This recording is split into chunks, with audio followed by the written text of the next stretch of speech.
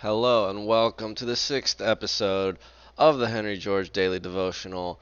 We took the weekend off, so I don't know if that means that it's not a daily devotional, but a work daily devotional, which I think Henry George would support because, he liked work and labor and stuff. I don't know. So we left off in Book 1, Chapter 1, which was titled the book is titled Wages and Capital. Chapter 1 is the current doctrine of wages, its insufficiencies.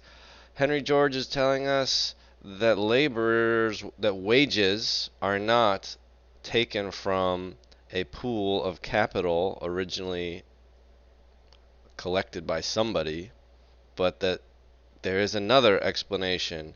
And I don't know if we get that explanation soon or if we're just going to keep talking about how insufficient the current explanation of wages are. But here we go.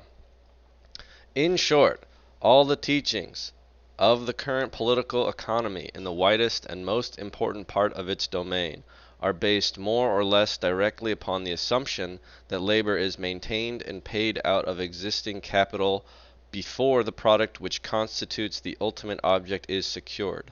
If it be shown that this is an error, and that on the contrary the maintenance and payment of labor do not even temporarily trench on capital, but are directly drawn from the product of the labor, then all this vast superstructure is left without support and must fall.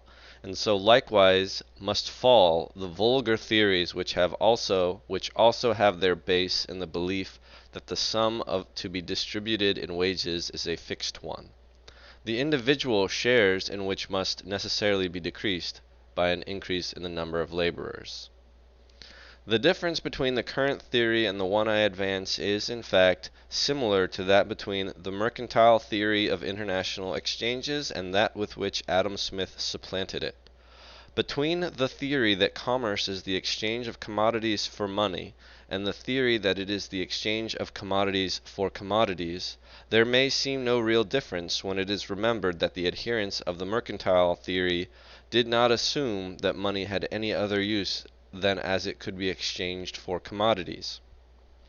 Yet in the practical application of these two theories there arises all the difference between rigid governmental protection and free trade. If I have said enough to show the reader the ultimate importance of the reasoning through which I am about to ask him to follow me, it will not be necessary to apologize in advance either for simplicity or prolixity. Let's look up this prolixity business. Prolixity is similar to wordiness using two. Oh yeah, he's gonna be prolixious for sure. Just you wait.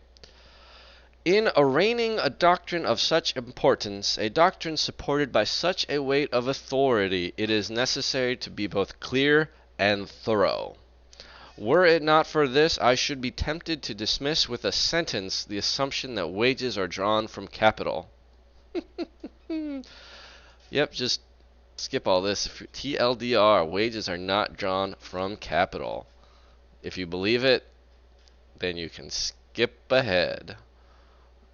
But I'm here for the prolixity. For all the vast superstructure which the current political economy builds upon this doctrine is in truth based upon a foundation which has been merely taken for granted, without the slightest attempt to distinguish the apparent from the real. Because wages are generally paid in money, and many of the operations of production are paid before the product is fully completed or can be utilized, it is inferred that wages are drawn from pre-existing capital, and therefore that industry is limited by capital.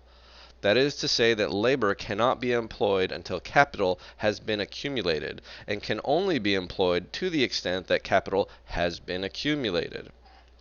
Yet in the very treatises in which the limitation of industry by capital is laid down without reservation and made the basis for the most important reasonings and elaborate theories, we are told that capital is stored up or accumulated labor, quote, that part of wealth which is saved to assist future production, end quote. Might sneeze. I might sneeze. Okay, I'm not going to sneeze. If we substitute for the word, quote, capital, this definition of the word, Thought I was going to sneeze again. Uh, if we substitute for the word, quote, capital, this definition of the word, the proposition carries its own refutation. For that labor cannot be employed until the results of labor are saved becomes too absurd for discussion. Yep, simple little substitution. If that's not clear, so because it's an important little bit. If you define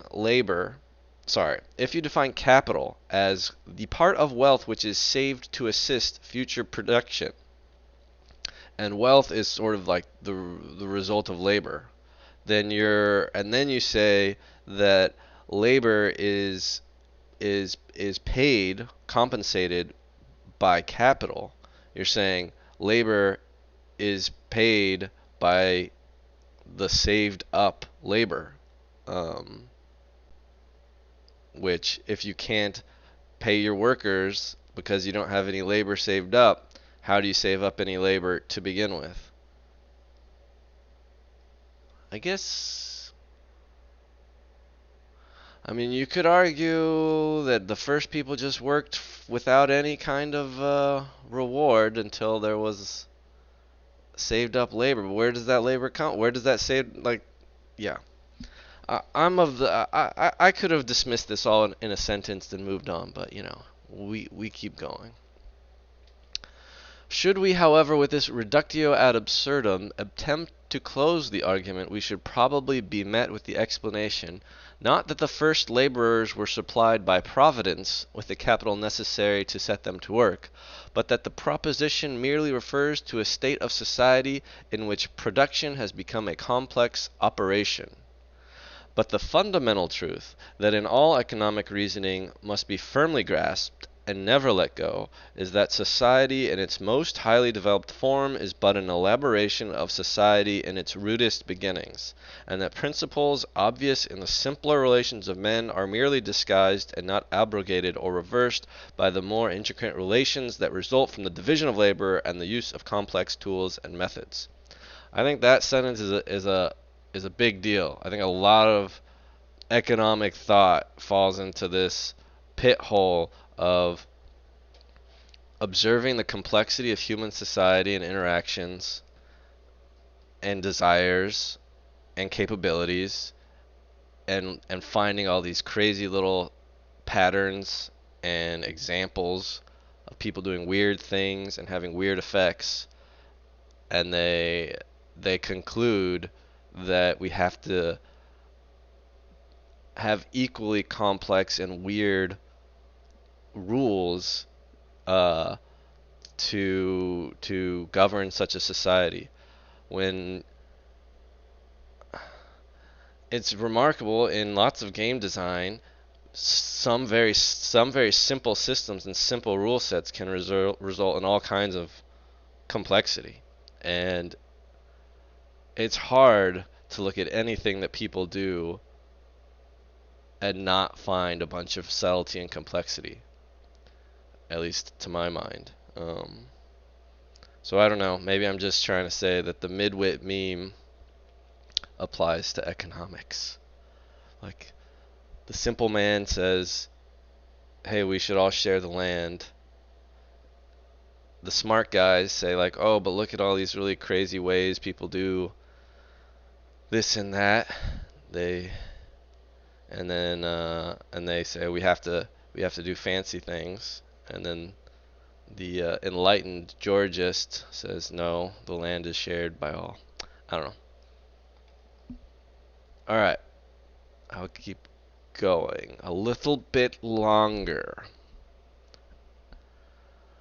The steam grist mill, with its complicated machinery exhibiting every diversity of motion, is simply what the rude stone or mortar dug up from an ancient riverbed was in its day, an instrument for grinding corn, and every man engaged in it, whether tossing wood into the furnace, running the engine, dressing stones, printing sacks, or keeping books, is really devoting his labor to the same purpose that the prehistoric savage did when he used his mortar, the preparation of grain for food.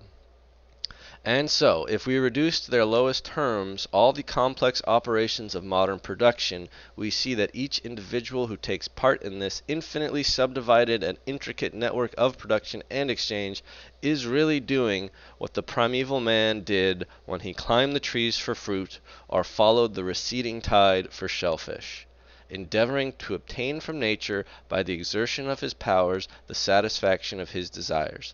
If we keep this firmly in mind, if we look upon production as a whole, as the cooperation of all embraced in any of its great groups to satisfy the various desires of each, we plainly see that the reward each obtains for his exertions comes as truly and as directly from nature as the result of that exertion as did that of the first man. Thank you for listening. Like, subscribe, and share.